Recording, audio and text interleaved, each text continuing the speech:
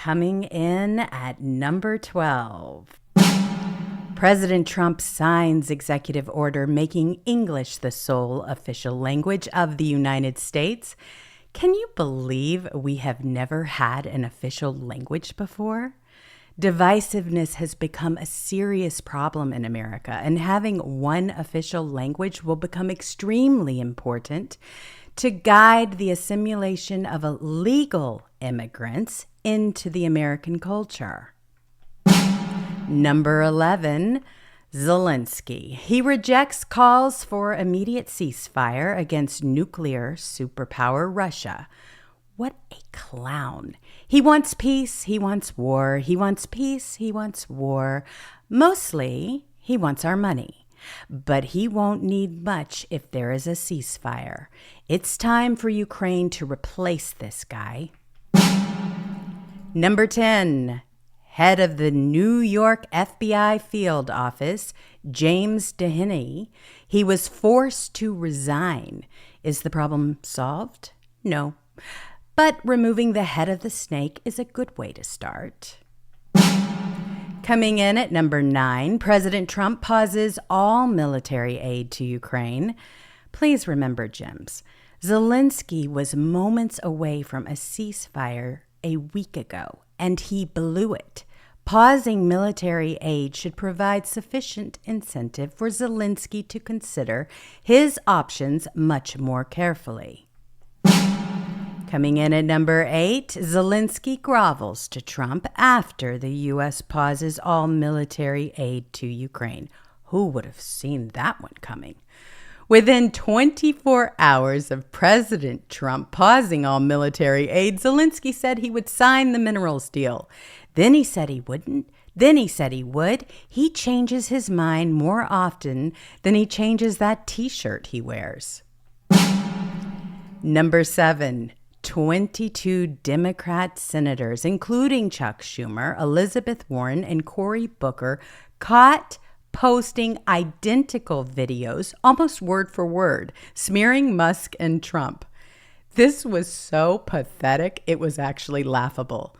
There is no originality, no message, and no direction for the Democrat Party. They simply hate Trump, and everything they do is insanely guided by chronic TDS. It makes them look really bad, and it's hilarious. Coming in at number 6, disgraceful Texas Representative Al Green is ejected from House chamber for disrupting President Trump's address to the joint session of Congress. Green's actions were childish, pointless, and very disrespectful. In other words, completely consistent with Democrat behavior. Al Green deserved to be ejected, and the country agrees. Believe it or not, in a CNN poll, of all things, they revealed that 80% of the country felt his actions were inappropriate.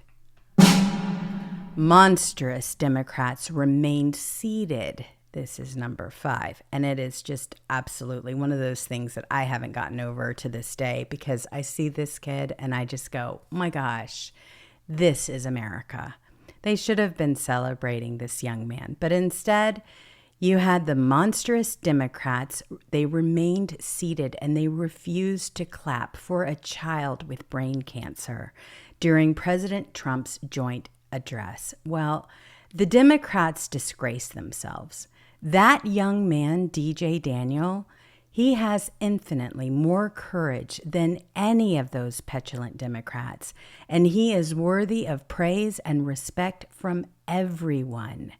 This was the Democrats' most despicable moment among many, and it will resonate loudly in the 2026 midterm elections.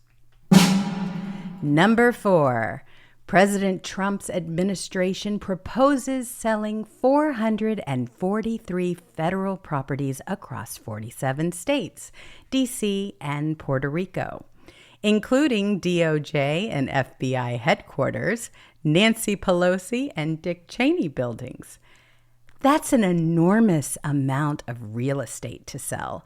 But if it's not being used efficiently, the smart move is to sell it. I just hope they sell the Pigalosi and Cheney buildings early in the process. Coming in at number 3, the House censures Democrat Representative Al Green for disrupting President Trump's address to Congress, with 10 Democrats voting yes. Democrats start singing like idiots following the vote. So let me get this straight. This was the wildest thing. Al Green acts like a disrespectful fool in the House chamber. He gets thrown out despite 3 warnings, gets censured for it, and the Democrats pretend it's a civil rights issue. These Dems are in disarray. Coming in at number 2, President Trump strips security clearance of employees at Perkins Coie. This was the DNC law firm that was linked to Hillary Clinton in the bogus Russian dossier. These shameful people placed their bets on Hillary Clinton and lost.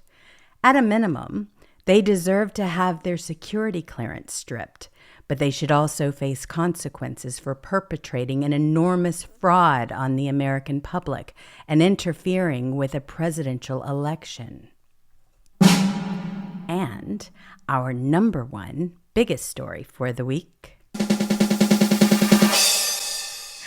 President Trump delivers an outstanding address to joint session of Congress. Approval ratings for the president's address were through the roof. It was inspiring. It was heartfelt, humorous, momentum building, and he even got in a few really good shots at the Democrats for their failures and hypocrisy.